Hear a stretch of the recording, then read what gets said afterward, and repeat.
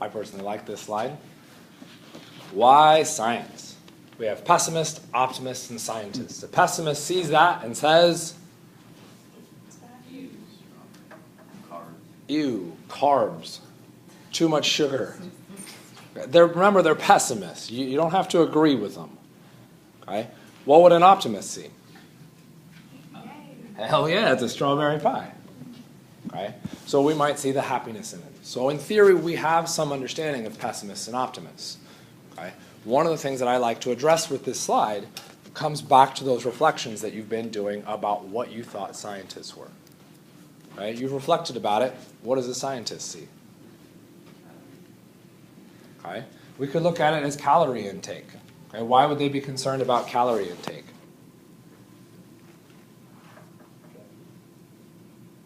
Someone else want to jump in? Why are you concerned about calorie intake? It's a nutritional scientist or something. Okay, nutritional health.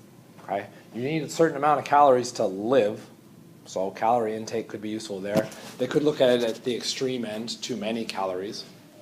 Okay, what else could they be looking at?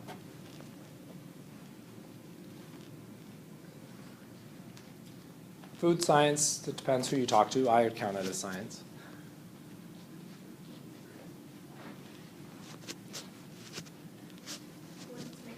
What it's made of. Why would we want to know about what it's made of? You don't want to just eat something that you don't know what's inside of it. Okay, so again, kind of with the health idea behind this.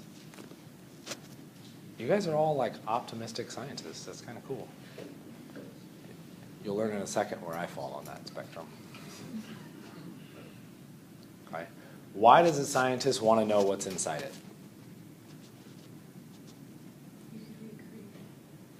Recreate it. So my goal as a scientist is just to make what somebody else already did? No, you could retest the experiment. We could retest the experiment. Why would I retest the experiment? I could prove that somebody else made that. Okay? That is a decent branch of science, is replicating someone else's results. But where the big stuff comes in is not replicating that somebody else was right. It's, I can make it better. Scientists at their fundamental core don't necessarily see a strawberry pie and say, I can decompose it down into all these pieces. Okay? Because just taking things apart into pieces in and of itself isn't useful. What is useful is I can decompose it down into those pieces, and I can say those strawberries went 2,000 miles overseas, so they were plucked too early in their ripeness, which means their sugar content is not at the appropriate level. They're bland and tasteless. So as a scientist, I can make that better. And I'm going to make it better by sourcing my strawberries more locally. Okay? Instead of using processed, refined cane sugar, I'm going to use turbinado sugar. Turbinado sugar has a better flavor associated with it than just white granulated sugar.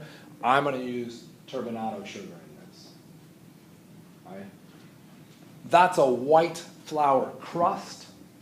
That's ultimately tasteless and no nutritional value, so I'm going to make a wheat crust. Whoops, that was a really bad idea. This is awful. Right? We can make those mistakes, and we log those mistakes, but ultimately it's all to go back because scientists think they can do it better.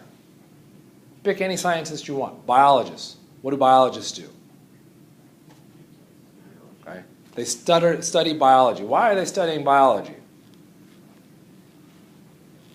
Why would a biologist study a liver?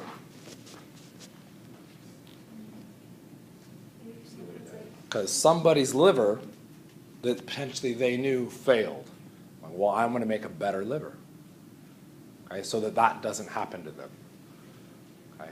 Scientists are egomaniacal from the very beginning. The whole point is I'm going to make things better. Okay. There are other ways that we could look at qualitatively interpreting better, because better could mean I'm making things better for everybody else. That's what we should strive for science.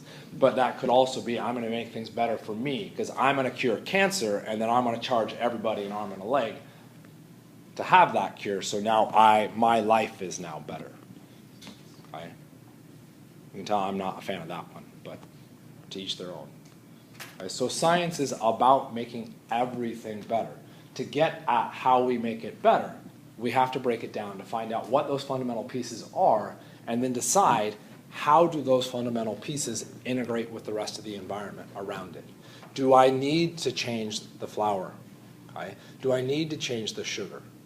What are the pieces in there? Okay? And that breakdown, you might think, well, isn't that what a chef does? Yes. Is a chef a scientist? Yes. When they go through the process of noting the changes that they're making and providing those alterations and then publishing those alterations out into the world or hoarding them so that they can make more money, right? They are a scientist. Science is just about the observation and then making a conclusion and testing those results. That's what we're trying to get at with science. Okay? So, there's a scientific method. How many of you have heard of the scientific method? Hey, everybody. So you should be able to get this slide perfectly right. We start with an observation. What comes after the observation? Or what is an observation? You observed, okay? Or you tasted. I looked at that and the red was not red enough, so I made sure that every strawberry went in had the proper red color. I tasted it. Didn't have the proper sweetness, so I made sure the proper sweetness went into each of those. Or I made an adjustment to that proper sweetness. So we've got an initial observation. From that observation, we make a hypothesis, right? Because I already put that one up there. Now what do we do with the hypothesis? We test it. Doing what? What's the word we would use? We'd come up with an experiment. After an experiment, what happens? Okay, collecting data, I would put that still in the experiment. We could draw a conclusion. And when we look at our textbook, that drawing of a conclusion results in two places. Right? Because it's questionable that we even have textbooks yet, or have really started reading it, that's okay. What would those two places potentially be, you think? We'll come back to right or wrong in a second. Whether or not your hypothesis is right. The first, second, and third of thermodynamics. The blank of relativity. Okay, theories, so scientific theories or natural laws. All right, and so when we look and study science, pretty much what we see is the scientific theory or the law and go, wow, Einstein sat down at a table and went, theory of relativity. Yay, look at how brilliant he is. That's really cool. I want to be just like that crazy dude. So now I'm going to go take science classes, and I sit down, and I stare at this problem, and I'm like, what the hell does that say? And I fail. Well, what does that mean? Well, Einstein must be a great, amazing person to be a scientist, and I must just not be a scientist. I must be an idiot. And then what does that do to the amount of people going into science? It decreases. Everybody goes, well, I'm clearly not that person. And to be a scientist, I have to be that person. Right? That's because this has problems. From experiment, we don't go to natural law. What do we go to? Failure. Right? With that failure, this is where scientists become powerful. Because what scientists do, back to that egomaniacal thing, they may have failed and been, but it really wasn't my fault. It was this thing that I wasn't paying attention to that screwed it up. So I'm going to now fix that thing, and I'm going to do the experiment again. Okay? Wasn't me. Something else happened. Okay? Then what happens?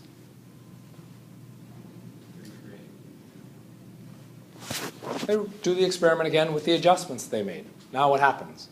Done a new experiment. Do I get a theory or a law? No. What happens? They fail again. Okay? They've gone back and they've studied scientists' brains. It's really kind of bizarre. 99% of the time, a scientist's life is failure. Okay, interestingly enough, I wrote it as a capital F here. This is one of the things that Greg has tried to soften me from. That shouldn't be a capital F, that should be, that doesn't look much better. Let's try that again. A lowercase f. The experiment may have failed, but I continued working at this. And I continued working at this until eventually it comes through to a scientific theory or a natural law. Okay? So now I've discovered something. I've got a law. This is cool. What do I do with that information? You just solved cancer. What are you going to do? Share it. Okay? In that sharing process, what are you going to share? Are you going to share observation, hypothesis, experiment, I screwed up, I screwed up, I screwed up, I screwed up? You're just going to show the end result, which then makes the average population go what? You must be a genius. Only further supporting that egomaniacal attitude. Okay? And further segregating the average populace from science. Okay? So one of the things that I want you to get out of this class is that we should be failing in this class. The question is, when do we fail? And what do we let that failure do to us? Okay? If that failure is I now quit all science, that's not the goal. The goal is to be like, something went wrong, it's not my fault, how do I fix this? Let me fix it and try again. Okay? Which should sound kind of like the textbook definition of insanity. Okay? Like an insane person walking into a wall and didn't move through it. So they step up and they do it again. They still didn't go through it. So they keep doing that. Most people would say that person's insane. Scientists are very much that same level. We keep walking into walls expecting it to just disappear in front of us. Okay? Except the one thing that makes scientists slightly different from the insane is we turn a little bit. No, that didn't work that time. So I'm going to turn a little bit more. No, I'm still hitting the wall. Eventually, we find the door. Hey, look, I made it through the wall. Okay? That's what science is about. Dealing with that failure and pushing through it to eventually get to the success. Okay? So when you can't solve something in this class, both on the chemistry side or even writing, like, I don't really like this writing, turn it in. Say, hey, Greg, I don't like my writing. Help me understand what's going on with this. What am I missing as how I'm putting this together? Or with a chemistry problem, I don't know how to solve this question. I know absolutely nothing about it. Okay, sit down and talk with me, and we'll start to piece together what you do know and slowly build towards an answer. It's that process of trying to figure out what you know and moving forward that's going to help you outside of this class. And that process has nothing to do with our competencies. But that process is what you guys on Tuesday identified as being a scientist. Okay? The competencies are a secondary function of us dealing with failure. Okay? I think that's kind of neat, personally. What do you guys think? I agree. Yeah, at least for the moment. We'll see how often you fail, and you might be like, yeah, my God, you should change your mind. Okay? So what is chemistry's role? Okay, we'll just kind of throw this out there. Every one of the fields on here thinks they are that object in the middle. What is that object in the middle? A bridge. Okay? The bridge between the real world and the theoretical world. Okay? What we observe and what we use is theory. Every single one of those fields is like, yeah, we totally do that bridge. If it wasn't for us, nobody would understand anything. Okay? So, of course, who's right? Oh, come on. What class are you taking? Chemists. Okay, thank you. The chemists are right. The chemists bridge that gap. At one end, we have the theoretical, the mathematicians just playing with numbers and doing some crazy weird stuff. Okay? What's fun about them? They're even worse than, the general chemist's kind of theory of science, because how many of you love your math class? Why not? Boring. Okay? Boring. A lot of people struggle with math. Why? You end up failing a lot. That's not particularly fun. So we say, oh, I don't want to deal with it. Guess what mathematicians deal with on a daily basis? They constantly fail. Okay? Not only do they constantly fail with their own work, but then they try and sell it and market it out to everybody else. And what do you all do when you say, how many people like math? Well, I don't like it. Okay? Physicists are the ones that say, yeah, I like math, because they look at the math and say, well, if you spin that and put that in this context, that explains why balls fall through the air when you launch them out of a canyon. Cannon, not yun. Okay. Cannon. Okay? People that like physics, okay? They deal with lots of failure too. But their stuff is fun when it fails because it explodes. Okay? Chemists then take what the physicists learned and try and apply that down to the atomic scale, and how does that describe how different atoms interact, and continue to move that upwards and upwards and upwards until eventually we get at the scale of living organisms. And then chemists are like, wow, we went from here to there. I'm done with it. I don't care anymore. So that invents biologists. And biologists now look at those larger structures and say, well, how do these larger structures interact with each other? But ultimately, it all ties all the way back down to mathematics, who are just freaky, weird people, okay? Which is somewhat fair. Lots of my friends are mathematicians. My parents are mathematicians. It's okay. Okay? One of my friends is a physicist. It's okay. For the record, that line of logic doesn't work for any other category of people. I can say that about them because my parents are. Yeah. So chemists kind of bridge that gap, and that's what we're going to try and study. The fun thing about that is chemistry covers roughly, depending on when you want to decide, chemistry actually became a science as opposed to just throwing stuff together trying to make gold, about 800 years. So in 800 years of scientific discovery in chemistry, we're going to learn all of that in 16 weeks. Yeah. Okay. Which means we cannot go into great detail in any one of those topics.